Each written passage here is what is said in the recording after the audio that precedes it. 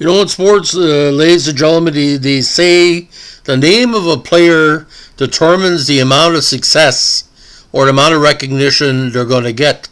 Now, in this case, the recognition of him becoming a Major League Baseball player so late in life. He only started playing organized ball in his last year of high school. He made Major League Baseball. He was a competent player. Several teams gave him a shot, including the New York Giants and the Pittsburgh Pirates. But this guy's nickname and his real name, not real name, but adopted name, probably will go down as baseball history as one of the weirdest coincidences of all time. Now, he was called Ugly by a minor league kind of contest, saying, the most ugliest minor leaguers in baseball. But Johnny Dickshot, not his real name, by the way, we'll get that in a second, again, was a key player in the pre-World War II era and in the World War II era because he was given every shot to make Major League Baseball. He played mostly left field. Now, he batted right and threw right. He broke in the Major League Baseball with the Pittsburgh Pirates on April 16th, 1936, and lasted all the way into the mid-1940s. His last game was for the Chicago White Sox on September 25th, 1945. Now, a career he included time with Pittsburgh, New York Giants, and Chicago, and a very good minor hockey league, minor baseball league career. Now, John Oscar Dickshot, born John Oscar Dicksus on January 24th, 1910, was basically Waukegan, Illinois, a very, very talented, what he called immigrant family that he came from. He played for the Pirates, the Giants, and the White Sox. His professional career, including the seasons he spent in minor league baseball, ran from 1930 to 1947. He received the nickname Ugly because he proclaimed himself to be the ugliest man in baseball during his career based on a contest. Now, from Waukegan, Dickshot began playing as a semi-pro in the minor leagues in the early 1930s. He was scouted and signed by the Pirates in 1934, and he promoted him to the major leagues in 1936. The Pirates gave Dickshot a significant role in 37, but played him sparingly in 38. A strong season in the minor leagues in 39 earned him a brief trial with the New York Giants, and Dickshot played in the minor leagues until the White Sox acquired him for the 44 and 45 seasons. He returned to the minor leagues in 46, and his career ended in 1947. Now, John was born in Waukegan again on January 24, 1910, of German and Lithuanian heritage. His father worked as a foreman in a local steel mill where the timekeepers misheard his last name, registering him as Dickshot. The family eventually adopted it as their new surname. He also had a sister, Martha, who also played baseball in Waukegan. When he was young, Dickshot's skull was fractured by older children throwing bottles in his backyard. He lost consciousness for 3 days, and doctors inserted a metal plate in his head. During his youth, he worked at a number of jobs, starting with delivering newspapers when he was in grammar school. He also worked in the steel mill with his father and spent most of his free time watching the Cubs play at Wrigley Field. Now, when Dickshot attended Waukegan High School, he did not participate in sports until his senior year, as his father had insisted until then that he should work after school. As a senior, he lettered in baseball, football, basketball, and swimming. In football, Dickshot was named All-State as a halfback. He graduated from the high school as a 17-year-old in 1928. Now, he began playing pro baseball in 1930 with the Dubuque Tigers of the Class D Mississippi Valley League.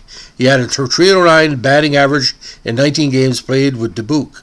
He did not play pro in 1931, staying in Waukegan to work for his family in a steel mill during the Great Depression, as his father had fallen ill. He played semi-pro baseball locally in 1931, and Nick Keller, the Illinois State representative from Waukegan, who also coached a team, scouted Dickshot for the Milwaukee Brewers of the Class AA American Association. The Brewers signed Dickshot to a contract in September 1931, and Dickshot eventually attended spring training with the Brewers in 1932. The Brewers eventually signed him to the Fort Smith Twins of the Class C Western Association. In July, the Twins relocated to Muskogee, Oklahoma as the Muskogee Chiefs, and a week later, the Brewers reassigned Dickshot to the Rock Island Islanders of the Mississippi Valley League. There, he batted .262 with 11 stolen bases in 71 games for Fort Smith Muskogee, and batted .264 with 34 stolen bases in 66 games for Rock Island. Now, Milwaukee exercised his option on Dickshot after the 32 season and assigned him to the San Antonio Missions of the Class A Texas League at the start of the 33 season. Though he was batting .397, the Missions released him in late April to make room on the roster for Larry Betancourt, who had signed with the Fort Worth Cats of the Texas League. Now, the Cats eventually sent Dickshot to the Waco Bruins of the Class C Dixie League in late May, but Dickshot refused to report to Waco. He returned to Waukegan, where he played semi-pro baseball there. Now, a free agent heading into the 34th season, he signed with Rock Island, now in the Class A Western League. At the end of May, he was released by Rock Island, and he signed with the Cedar Rapids Raiders, also of the Western League. There, he batted .343 with 16 homers and 20 stolen bases for Rock Island and Cedar Rapids. While he played for Cedar Rapids, a scout for the Pirates of the National League noticed Dickshot and eventually signed him. Cedar Rapids sold Dickshot to the Little Rock Travelers of the Class A Southern Association for 35 season, and he batted .309 for Little Rock. The Pirates eventually recalled Dickshot to the roster after the 1935 season. Now, he made the Pirates opening day roster for the 36th season as a reserve outfielder, as Lloyd Wayner was recovering from pneumonia. He made his major league debut as a pinch hitter on April 16th and batted 2 for 9 in 9 games for the Pirates. Now, with a May 15 deadline to reduce the roster, Pittsburgh demoted Dickshot to the Buffalo Bisons of the International League. There, he batted .365, the third highest average in the league behind only Phil Weintraub and Smed Jolly, and led the IL in stolen bases with 35. Now, after the Bisons won the league title, the Pirates promoted Dickshot back to the major leagues. He did not appear in another game for Pittsburgh during the latter part of the 36th season. Now, in spring training with the Pirates in 37, Dickshot competed with Woody Jensen to be the starting left fielder, and Pie Traynor, the infamous Pirates manager, chose Dickshot over Jensen. Traynor wanted Dickshot, who was right-handed, in the lineup for balance, as Jensen, Lloyd, and Paul Wayner, Gus Sir, and Archie Vaughn all were left-handed batters. But Dickshot struggled early in the season and was benched after he dropped a fly ball that cost the Pirates a game on May 23rd. He was put back in the lineup in late June. However, he collided with Vaughn, the shortstop, in a game in July, resulting in Vaughn tearing cartilage in his knee. When Vaughn returned to the Pirates lineup in August, he replaced Dickshot in left field. Now, that year, Dickshot batted .254 with 3 homers, but no stolen bases in 84 games. His .950 fielding percentage was the third lowest in the NL, ahead of Chuck Klein and Johnny Moore. Now, after Dickshot's disappointing 37th season, the Pirates acquired Johnny Rizzo to compete with Dickshot for playing time in left field. He played sparingly for Pittsburgh in 38, batting .229 in 29 games, with 3 stolen bases and no homers. After the 38th season, the Pirates traded Dickshot and Al Todd with $30,000 to the Boston Bees for Ray Mueller. Now, the Bees gave Dickshot the opportunity to compete to be their starting center fielder in spring training. However, Johnny Cooney, Max West, and Debs Garms, the Bees starting outfielders in 38, returned for the 39th season, and the Bees also acquired Al Simmons, of all people, and Jimmy Outlaw during the season. Before the 39th season began, Dickshot went unclaimed in waivers, and the Bees sold him to the Jersey City Giants of the International League.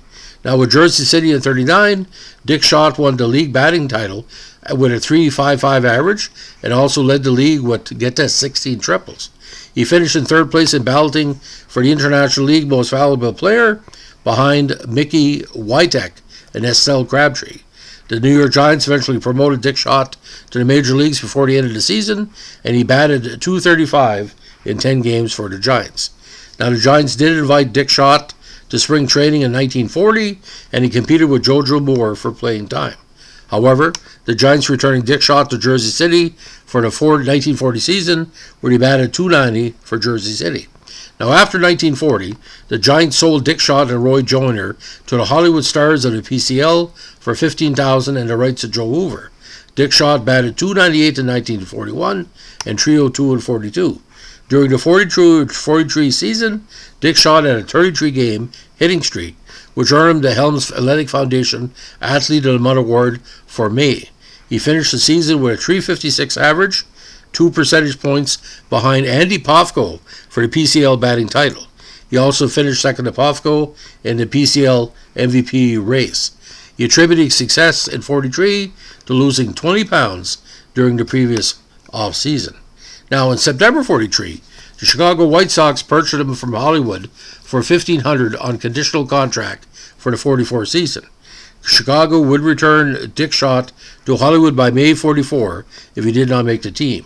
Now, because Dickshot had been classified as 4F by the Selective Service System, ruling him ineligible for military service, due in part to the metal plate in his head, which I don't know if it's lucky or unlucky. Now, with outfielder Thurman Tucker set to join the United States Navy and fellow outfielders Wally Moses and Gary Curtright eligible to be drafted, the White Sox added Dickshot, Hal Trotsky, and Gray Clark to add power hitting. Dickshot had a .253 average with 2 stolen bases and no homers in 62 games for the White Sox in 44. The next season, Dickshot improved, batting .302 with 18 stolen bases in 130 games. He also tied Curtright for the team lead with 4 homers. His batting average was third best in the American League behind Snuffy Sternweiss and Tony Cuccinello. However, with major leaguers returning for military service at the end of World War II, the White Sox sold Dickshot back to Hollywood after the season, as they're reportedly looking for outfielders who were better on defense. Now, with Hollywood in 46, he batted .214 while playing a reserve role. Sold to Milwaukee in May 46, Dickshot competed for the American Association battle title with Milwaukee, finishing 5th with a .3.226 average. Dickshot played for Milwaukee in 47, batting .253 in 37 games until they released him in June of that year. Now, the title of Ugliest Man in Baseball was kind of self-proclaimed. He often referred to himself as the ugliest man in baseball during his long career. According to one story told about him, a fan in Little Rock asked to shake Dickshot's hand and approached the stands with him, telling him, "I want my wife to see you so she'll appreciate me." Dickshot had a sense of humor about this, once saying, "Don't mind my looks, I got personality." When people joked about his looks while he was with the Giants, Dickshot said, "Boys, I'm like a mountain, big, rugged, and my way, beautiful." Choosing the all-ugly team for each league was an annual tradition in minor league baseball, and Dickshot first used the moniker after he was named to the Southern Association's all-ugly team in 1935. The next year, Dickshot named the members of the International League's all-ugly team, and he chose himself as the left fielder and team captain. When he played for Pittsburgh, the media began to call him the Ugly Duckling. Mike Ryba named Dickshot to the International League's all-ugly team in 1935, and he continued the tradition in the PCL in 41 and 43.